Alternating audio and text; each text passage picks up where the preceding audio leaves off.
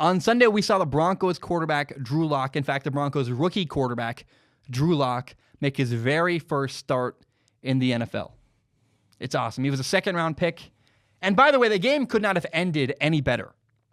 The Broncos hit a field goal as time expired to take the lead. They won 23-20 because of that field goal. Now, man, Drew Lock was awesome. I really liked watching him. He was 18 for 28 passing. Now, he only had 134 yards, but he did have 2 touchdowns and an interception. And right off the bat, I want to just give credit to the Broncos offensive coordinator, Rich Scangarello. People don't seem to appreciate how good he's done. He caught my attention earlier this year. A guy named Brandon Allen started in his first ever football game in the NFL as quarterback for the Broncos. And the game plan that Rich Scangarello designed, where he was being very safe, he was throwing the ball, but he was taking care of the quarterback. What I mean by that is Brandon Allen was regularly throwing to his first option. And what that means is they were designing an offense that said, hey, your first matchup's the best matchup, throw to that one. And I know that because I went and broadcasted Cal versus Washington State, and Cal had a backup quarterback in, and they had an offense very similar where they had Devin Modster throw to his first read almost every time, and they were called a great game where his first read was regularly the right one, which means it's good play design and good offensive coordinator. It's a good job of the offensive coordinator. And I got to talk to the guys at Cal, and they're like, yeah, we knew what we had, and we had to hide our backup quarterback, and that's what they did. And when I saw that from Rich Scangarello, I said, okay. He did a similar thing. He took care of Brandon Allen, put him in a position to succeed, which is really all your job is as an offensive coordinator. Your job as an offensive coordinator is to call plays and design an offense that puts your players in the best position for them to succeed. That's exactly what they did on Sunday with Drew Lock. I want to talk about Drew Lock. Not only was, he wasn't just throwing to his first read. That's not all he did. He did a couple times come off. He went off and threw to his second or third read. There was a play on 3rd and 15 where he had to pick the best matchup. I watched him go his eyes from the right back to the left. He threw to, what's this guy's name? Oh my gosh, their best receiver. I'm blanking on his name right now, but he threw a 10-yard hitch and clearly worked all the way across the field. It was a good job. And I was really, really impressed, mostly with Drew Lock's ability to identify good matchups. There were multiple times where on 3rd and short, the Broncos called a quick game, which means you get the ball out really quickly. And what that means is the quarterback has to identify, hey, which side has the right matchup? And I literally saw, I think it's 3rd and 2 early in the game, Drew Lock catches the ball. He looks to the right, realizes, hey, this is man coverage. That means I should go back to the left and throw the slant coming underneath against man coverage. He did that. They completed it for a first down. I was like, that's great quarterback play from Drew Lock, a guy who clearly understands the defense, understands the matchup, took the right spot, put the ball in the right position. I was sitting there going, yes, Drew Lock, this is awesome.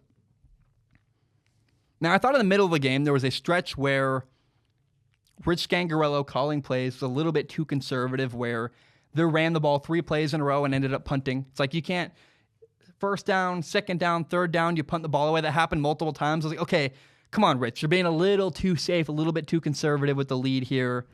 And Drew Lock also had an interception where they ran play action. Drew kind of stared it down. A linebacker dropped into the throwing lane. He threw the ball right to him. It's not great. It's a teaching moment for a young quarterback. Got to be better with your eyes, and you got to understand linebackers drop into coverage. But all in all, man, I really think that Drew Lock was great. I really do.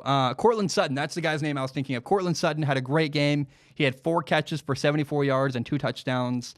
He's awesome. If you're a young quarterback, having Courtland Sutton for Drew Lock is a huge advantage. It's really, really good for him. Now, the Broncos did drop a couple passes that hurt Drew Lock's completion percentage, but all in all, man, I really thought Drew Lock's first start, it's only one start. He only threw 28 passes. There's not a lot you can say, but all in all, I thought it's a great first start. I'm excited to see where it goes, and the minute the year ends, we're going to do a film analysis of Drew Lock. I can't wait for that day.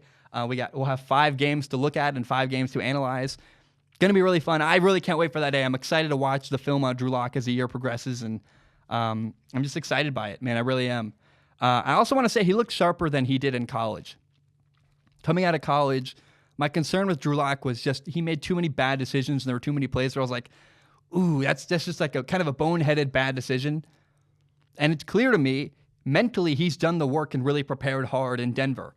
Drew Lock injured his throwing hand thumb. He fractured it early in the year in the preseason. So he's been kind of sitting around for a long time, not able to play, not able to contribute on offense. And if you're Drew Lock, what do you do in that situation? Well, it's clear to me he studied the playbook. People say that he did VR training, which means virtual reality training, where you put on a headset and you can use a helmet cam, and you can just literally visualize running the offense. You can go through all your reads, and it helps you be in the moment. I've done it. I've worn the headset and done it. And it's just really a great way to train. That's what Drew Brees does.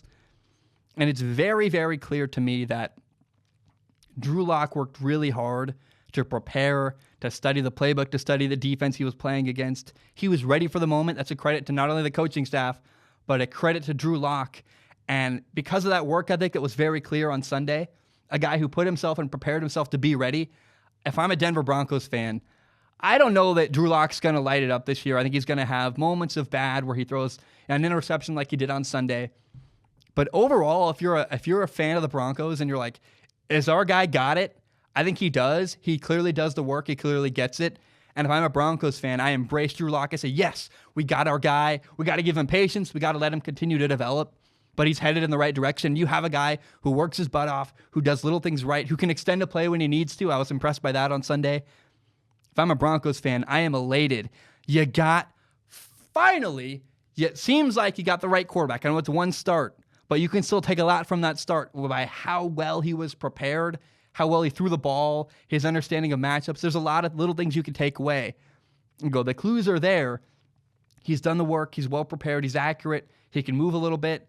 Everything I saw from Drew Lock was very positive. Even the bad stuff, it's like, okay, that's fine. But if I'm a Broncos fan, I'm happy and encouraged. You finally got the right quarterback in Denver.